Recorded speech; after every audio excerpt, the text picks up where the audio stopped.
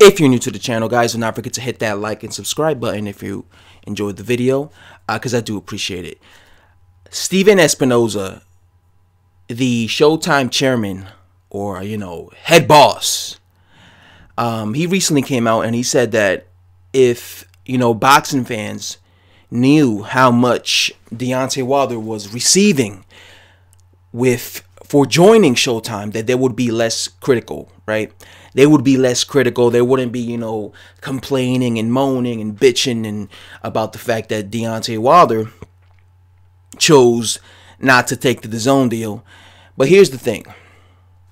The reason boxing fans are, as Steven Espinoza wants to say, the reason boxing fans are bitching and moaning about Deontay Wilder not taking the DAZN deal is because he could have fought Anthony Joshua this year.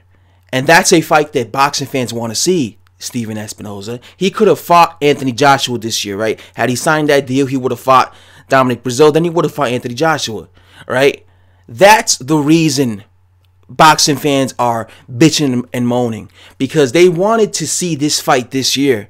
And when Deontay Wilder decided not to sign that dot and decided not to take the DAZN deal, he basically prolonged the Anthony Joshua fight. He prolonged it.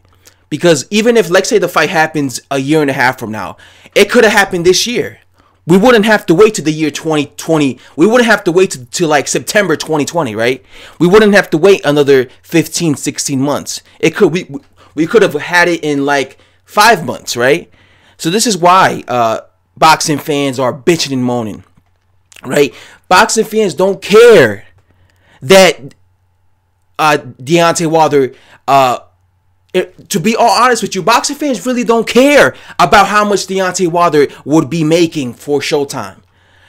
If I heard that Showtime paid Deontay Wilder $150 million to join their network, all right, I would still be pissed off. I would still be pissed off because I'll be like, yo, still, I would have understood, all right? I would have understood. I would have been like, all right, fine. He's trying to make more money. He's making more money signing with Showtime. Cool. But I would have still been pissed off because Deontay Wilder still prolonged the fight, right? He still prolonged the fight. So even if I would have understood it, it's kind of like the Tyson Fury situation. I was annoyed when I heard Tyson Fury sign to ESPN, but I understood why. It was because he had this, massive amount of money, thrown in front of him, and 5-fight deal, $100 million. Okay, $20 million per fight. All right, I could understand that, but I was still annoyed by it, and I would feel the same way with Deontay Wilder, even if I heard, okay, he got paid $150 million for a 3-fight deal, so obviously that's a better deal than DAZN, right? Right? It's a better deal than DAZN because he's getting paid way more money, right? But it's like, yeah, but I would still be annoyed. I would still be annoyed because we still have to wait another extra 16 months just to have this fight get made. So that's what Steven Espinoza has to realize. And I'm going to be quoting Steven Espinoza. He says, we're not going to publicize all the financial agreements like others have fit to do. Now, if we did, I think he'd probably receive less criticism. But his financial agreements are his business and his business alone. But to be absolutely clear, in general terms, we never saw this as be loyal and take a lot less money. He has established himself at a certain level and he's due compensation of that level. And he's getting that. He just decided to stay with his current partner in order to continue getting that. So that's what Steven Espinoza had to say. As you can see, they don't want to let the boxing public know how much he's getting paid. They don't want to let the boxer. And like I said, the reason I think they don't want to, Steven Espinoza says that it's because it's his business, it's Deontay Wilder's business, and he doesn't need to be,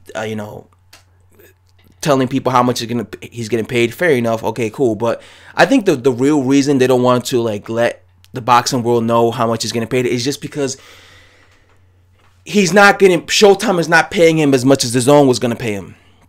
And if they because imagine we found out Deontay Wilder's getting paid $60 million for a 3-fight deal with Showtime, right? That would just make Deontay Wilder rejecting the DAZN deal for Showtime deal. That would make it look, because we already know that was a duck move by Deontay Wilder, but that will make it look official a duck move, right?